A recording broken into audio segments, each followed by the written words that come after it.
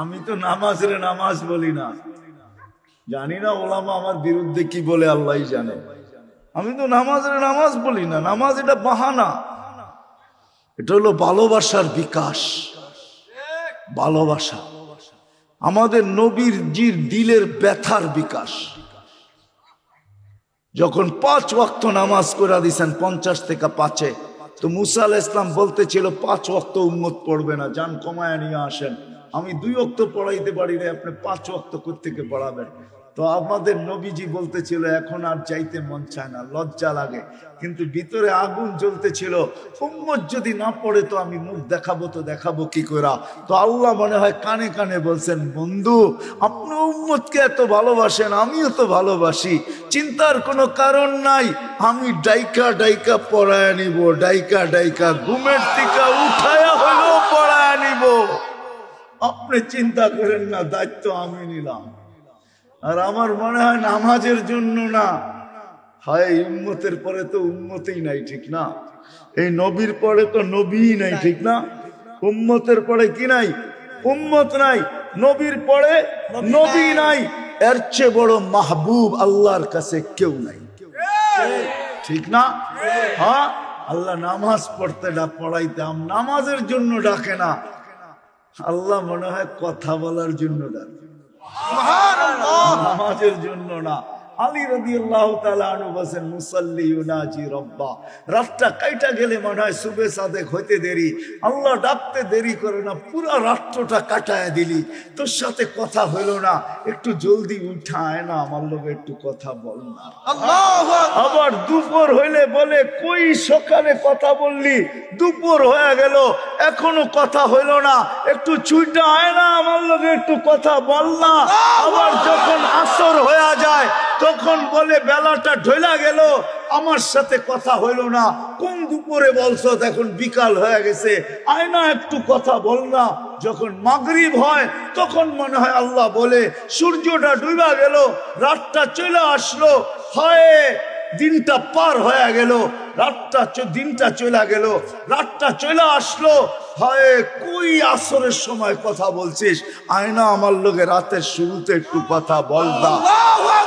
আপনি বলবেন তাইলে এশা কেন? আমার মন বলে এশারের সময় মনে হয় এই জন্যই ডাকে, তো তুই তো ঘুমায়া যাবি, সকালে উঠবি কি উঠবি না তাও তো জানি না, উঠাইলে উঠবি নাইলে তো উঠবি না, এখন ঘুমাইতে চলে যাবি, আয় না সর্বশেষ আমার লোকে একটু কথা বইলা ঘুমা। আল্লাহ মনে হয় কথা বলার জন্য ডাকে, আল্লাহ কথা বলার জন্য ডাকে, আল্লাহ নামাজের জন্য ডাকে না। নামাজ তো একটা বাহানা, আমরা জানি না আমাকে নামাজ কিরকম। 1 মিনিটের বেশি 1 রাকাত পড়তে কারো লাগে না, আমারও লাগে না। কি লাগে? রাগ হয়ে গেলেন? বলবো, পাগড়ি সাগড়ি যতই থাকুক, ঠিক না?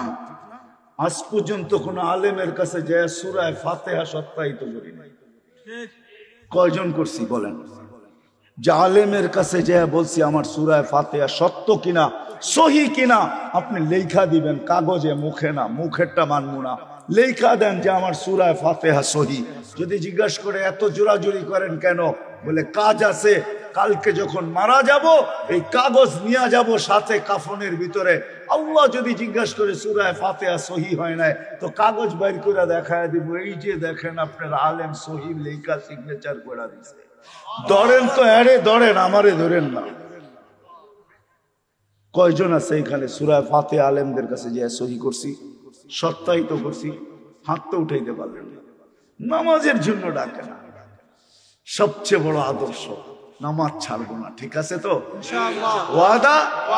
হ্যাঁ। আর যুবকদের পায়ে হাত রাখা প্রথমে বলছি, এখনো বলতেছি, আল্লাহকে নারাজ করব করব করব, পাক্কা তো? শুধু 14 তারিখ না, এরকম কোন বিষয় আর কখনো আল্লাহকে নারাজ করব না, ইনশাআল্লাহ করব, ইনশাআল্লাহ। পাক্কা ওয়াদা? পাক্কা ওয়াদা। বুড়ারা উঠেন না, বুড়ারা কি মেসেজ দিবেন নাকি আপনারা? যুবকরা দিব, আপনাকে বয়সেই কই আর মেসেজ দিবেন এই কর্তিকা, ঠিক না? দিলেও আবার কে চাইবো, কোকো নাই কিছু, এখানে আবার মেসেজ লই লাভ কি দিয়ে লাভ কি, ঠিক না? আমি যুবকদেরকে বলতেছি, শুধু নিজেরা বাঁচবো না, সবাইকে বাঁচাবো, ঠিক না? আল্লাহ আমাদেরকে আমল করার তৌফিক দান করেন। ওমা আলাইনা ইল্লাল বালাগ।